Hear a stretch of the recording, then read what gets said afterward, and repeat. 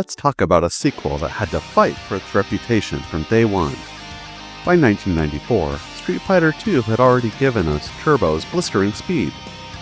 So when Super Street Fighter II hit the Super Nintendo with a slower pace and 4 new faces, it sparked an instant debate. Was this a step back, or the hidden champion of 16-bit fighting? Today, we're not just answering that question. We're seeing if this version, often caught in Turbo's shadow, is actually the best overall in the Street Fighter II series. So let's break down what Capcom was actually trying to do here, because after the blistering speed of Turbo, Super felt like a deliberate step back. The pace is slower, closer to the original Champion Edition. For some of us at the time, that was a bit of a shock, but here's what I mean. This wasn't a downgrade. This was a complete graphical and audio overhaul. Everything got a facelift. The colors are richer. Ryu's stage has deeper blues, and the crowds are more detailed. Every single character portrait and stage got redrawn, and the sound? Completely remade with a new announcer and new voice samples for characters like Ken and Guile. They were pushing the SNES cartridge to its limits with a 32 megabit size. But the real question is, with all this style, did the substance get left behind? Check this out. The big selling point was right there in the subtitle, The New Challengers. 4 new characters. Cammy, the speedy British Spec Ops stunner with a mysterious link to M. Bison. Dee Jay, the always smiling kickboxer from Jamaica.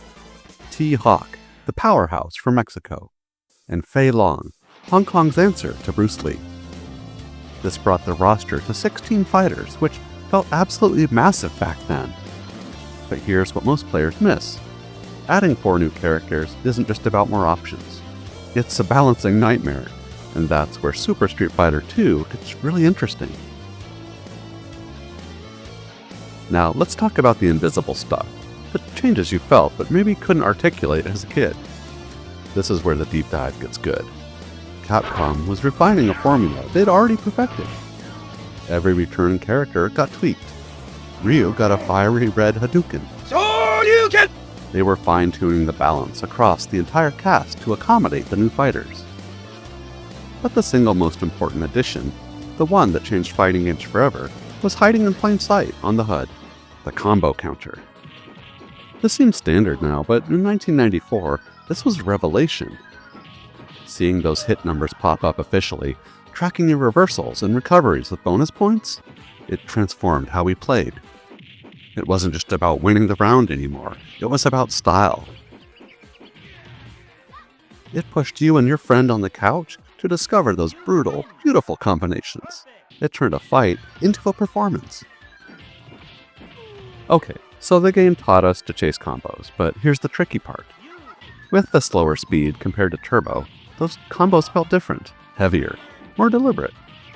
It created a split in the fan base that still exists today. Are you Team Turbo or Team Super? The slower speed was a creative choice, and it gave Super its own unique identity. Now, getting the arcade experience to run on your Super Nintendo at home was a magic trick, and Capcom mostly nailed it. This port is a fantastic time capsule. It even added new modes like Group Battle and Time Attack. They also included adjustable speed settings, so if you missed the turbo pace, you could crank it back up. It was the most comprehensive package yet, but here's where it gets even more interesting. There were tiny, weird differences between the Super Nintendo and Sega Genesis versions. The Genesis cart was actually bigger, 40 megabits, and had extra voice lines from the announcer. The Super Nintendo version, because of Nintendo's strict policy at the time, also had to replace the blood in the character portraits with sweat. Okay. Playing it today, the SNES port feels like the definitive version. The music, despite stopping between rounds, is iconic. The controls are tight, especially with Capcom's own 6-button fighter pad. It was the 3rd best-selling game in Japan in 1994. But this creates a new problem. With so many versions available now, HD re-releases, the 30th anniversary collection, why go back to this specific one? Look, it's not about nostalgia, it's about context.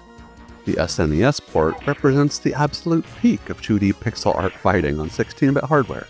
They maxed it out. When you play it, you're seeing the end of an era, right before 3D and the Saturn versions changed everything. It's a self-contained, complete experience. No day one patches, no online meta to chase.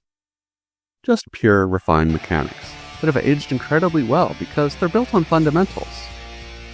You can pick it up, have a few intense matches, and put it down feeling satisfied. It definitely respects your limited time. But here's something else we often overlook. Super Street Fighter II was quietly laying the groundwork for the modern era. Think about it. The refined balance, the official combo counter tracking your performance, the expanded roster creating more complex matchups. These weren't just updates, they were the first crucial steps towards the deeply competitive, spectator-friendly design that would define the series. The path from meticulously learning Super's matchups in your living room to watching million-dollar tournaments for Street Fighter VI starts right here. This game helped teach players to think like professional competitors. And here's the final point. Super Street Fighter II is a bridge. It took the chaotic energy of Turbo, polished it, expanded it, and tried to balance it. It directly set the stage for the masterpiece that is Super Street Fighter II Turbo. So while the debate between the OG versions of Turbo and Super will rage on forever, this version's legacy is secure. It gave us iconic new characters, it taught us to chase the combo, and it delivered a near-perfect piece of the arcade to our living rooms. So, was it worth it riding your bike over to Blockbuster Video to rent it for the weekend back in the day? Absolutely. Does it hold up now? Surprisingly and uncategorically, yes. But I want to know what side you're on. Let's argue about it in the comments like it's 1994 all over again. If you enjoyed this throwback, be sure to smash that like button and subscribe for more feel-good, retro gaming goodness. Alright my friends, this is the Retro Gaming Boss signing out. Thanks for watching, and I'll see you on the next one.